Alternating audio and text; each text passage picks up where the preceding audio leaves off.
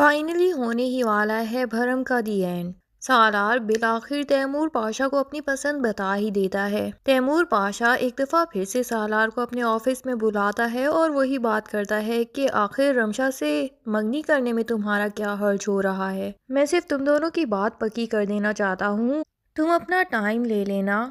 اس سے منگنی کر کے ایٹ لیسٹ تم اسے سمجھ سکتے ہو، اس کے ساتھ شادی کرنے کے لیے میں تمہیں مجبور نہیں کروں گا۔ لیکن سالار جو کہ پہلے سے جانتا ہے کہ تیمور پاشا اسے کسی بھی بات کے لیے فورس کر سکتا ہے، وہ بجائے اس کے کہ کوئی اور بہانہ بنائے تیمور پاشا کو صاف ہی بتا دیتا ہے کہ دراصل انکل میں کسی اور کو پسند کرتا ہوں۔ اب تیمور پاشا کو تو ایک دم سے دھچکا لگتا ہے اور وہ سالار سے پوچھ ہی لیتے ہیں کہ آخر ہے کون وہ، تم نے اس بات کا کبھی ذکر ہی نہیں کیا۔ تو سالار بتا دیتا ہے کہ میں سجر کو پسند کرتا ہوں اور اسی سے شادی کرنا چاہتا ہوں۔ سجر کا نام سن کے تو تیمور پاشا کو بھی تسلی ہوتی ہے اور وہ سالار کو اپریشیٹ ہی کرتا ہے کہ تمہاری چوائس واقعی اچھی ہے۔ ادھر تیمور پاشا پہلے ہی سجر کو آفس میں پروموشن بھی دے چکا ہے اور یہ پروموشن کسی اور وجہ سے نہیں بلکہ سجر کی اپنی قابلیت کی وجہ سے ہی اسے ملی ہے، کیونکہ دلاور کے کلائنٹ کے ساتھ جو ڈیل سجر نے صحیح ڈیسیژن لیتے ہوئے اپروو کروا دی تھی، اس کی وجہ سے کمپنی کو واقعی بہت فائدہ ہوا تھا۔ سجر بہت ہی خوش ہوتی ہے اور یہ خوشی سب سے پہلے وہ اپنی ماں کے ساتھ ہی شیئر کرتی ہے، کیونکہ اس دنیا میں دو ہی تو لوگ ہیں جو اس کی خوشی میں خوش ہوتے ہیں، ایک اس کی ماں اور دوسرا تابش۔ لیکن تابش سے پہلے بھی وہ ماں کو کال کرتی ہے۔ ادھر رمشا، جس کو کل رات ہی سجر نے کال کر کے بتایا ہوتا ہے کہ ماں تمہاری وجہ سے پریشان ہے، تم نے بلا وجہ کی ان سے ہفتے سے ناراضگی مول لی ہوئی ہے۔ رمشا کو ویسے تو اس بات سے بالکل فرق نہیں پڑتا، لیکن پھر بھی صرف اور صرف اپنی بات منوانے کے لیے وہ دوبارہ سے ماں کے پاس پہنچ ہی جاتی ہے کہ شاید میں انہیں منا سکوں کہ تیمور پاشا کو سالار کی اور میری شادی سے پیچھے ہٹنے کے لیے مت کہیے گا۔ اور جس ٹائم سجل رابعہ کو کال کرتی ہے اس ٹائم رمشا بھی ساتھ ہی موجود ہوتی ہے۔ سجل ویڈیو کال پہ رابعہ کو دکھاتی ہے کہ امی میری پروموشن ہو چکی ہے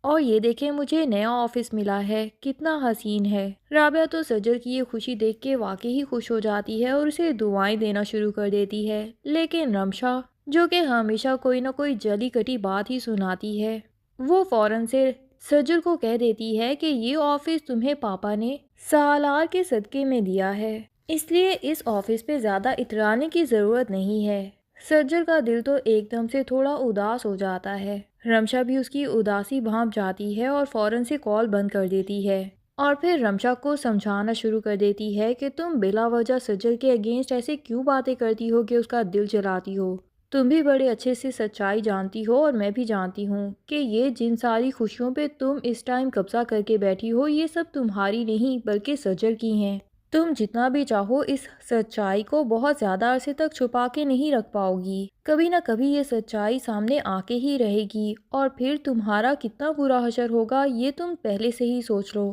رمشا تو ماں کی ان باتوں سے اب تنگ آ چکی ہے اور ویسے بھی ماں کو بار بار کہتی رہتی ہے کہ آپ کو مجھ سے زیادہ تو سجل سے محبت ہے، اسی لیے میرا دل دکھانے کا کوئی بھی موقع آپ ہاتھ سے جانے نہیں دیتی۔ دوسری طرف سجل جو آفس میں اداس بیٹھی ہوتی ہے، سالار اس کے آفس میں پہنچ جاتا ہے اور اسے نئے آفس کی اور اس پروموشن کی مبارکباد دیتا ہے، لیکن سجل کو تو پہلے ہی رمشا پہ شدید غصہ ہوتا ہے اور اسے سالار پہ بھی غصہ آنا شروع ہو جاتا ہے۔ سارا کا سارا غصہ ہی وہ سالار پہ نکال دیتی ہے اور اسے کہتی ہے کہ آپ اپنے آپ کو میری نظروں سے جتنا دور رکھیں گے آپ کا مجھ پہ بڑا ہی احسان ہوگا۔ اب سالار کیسے یقین دلائے سجل کو کہ اب وہ اسے واقعی سچی محبت کرنے لگا ہے۔ وہ جانتا ہے کہ اب وہ کچھ بھی کر لے سجل کو دوبارہ سے اپنے اوپر بھروسہ نہیں کروا سکتا، ویسے بھی جتنا بڑا دھوکہ اس نے سجل کو دیا تھا اس کے بعد سجل کا بھروسہ کرنا بنتا بھی نہیں۔ ادھر رمشا ماں سے اپنے مطلب کی بات کرتی ہے کہ آپ آخر سالار کی اور میری شادی کی بات کیوں نہیں کر رہی، تو رابعہ صاف ہی بتا دیتی ہے کہ میں اپنی بیٹی کا فائدہ چاہتی ہوں، اس کا نقصان نہیں، اس لیے بات تو اب مجھے واقعی کرنی ہوگی تیمور پاشا سے اس بارے میں کہ تمہاری اور سالار کی شادی کے بارے میں بالکل نہ سوچیں۔ رمشا کا تو غصے سے منہ لال ہو جاتا ہے اور وہ کہتی ہے کہ آپ کا دماغ تو ٹھیک ہے،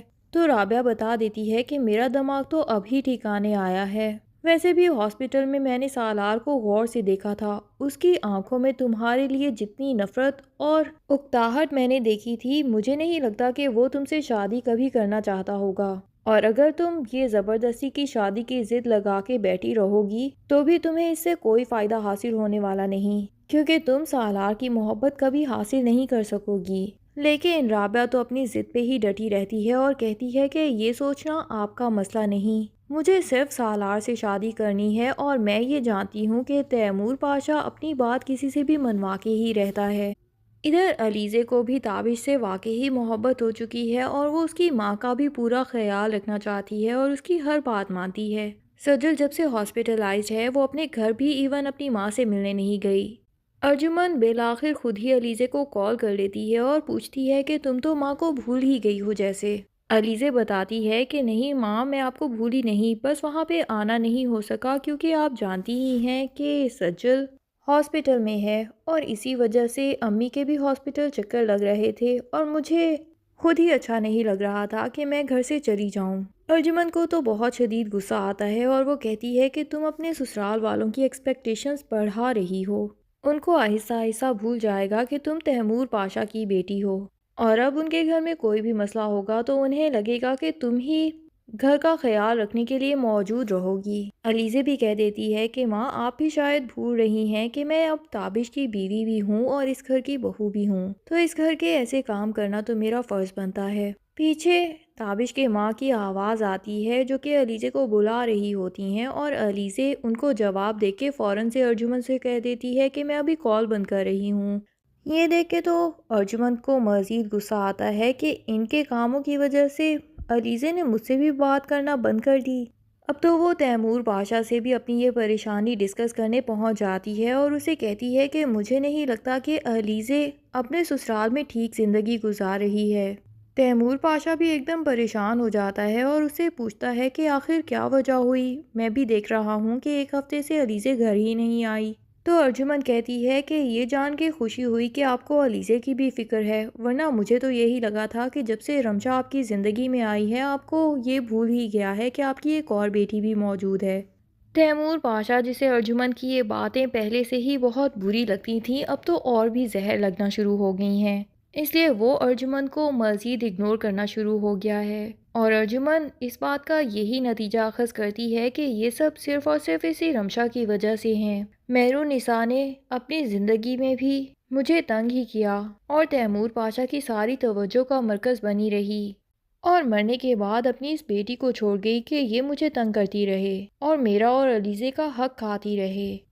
سجل آفس میں اداس بیٹھی ہوتی ہے تو وہ تابش کو ہی کال کرتی ہے اور اسے بتاتی ہے کہ مجھے پروموشن ملی لیکن میری خوشی ادھوری ہی رہ گئی، جیسے ہی رمشا نے مجھے کہا کہ یہ سب صرف اور صرف مجھے سالار کے صدقے میں دیا ہے۔ تابش جو کہ بہت ہی اچھا انسان ہے اور ہمیشہ سے سجل کی کسی بھی پریشانی کو منٹوں میں غائب کر دیتا ہے اپنی باتوں سے، وہ ابھی سجل سے کہتا ہے کہ یہ ساری ترقی تمہیں صرف اور صرف تمہاری محنت کی وجہ سے ملی ہے، اور رمشا تو جو بھی باتیں کرتی ہے تم اسے پہلے سے ہی جانتی ہو، اس کی وجہ سے اپنی اس خوشی کو ادھورا مت کرو۔ اور پھر سجل سے کہہ دیتا ہے کہ آجات کیوں نہیں تم ہمارے گھر ہی آ جاتی امی کو لے کے، ہم تمہاری اس خوشی کو مل کے خوب سیلیبریٹ کریں گے، علیزے بھی بہت خوش ہوگی۔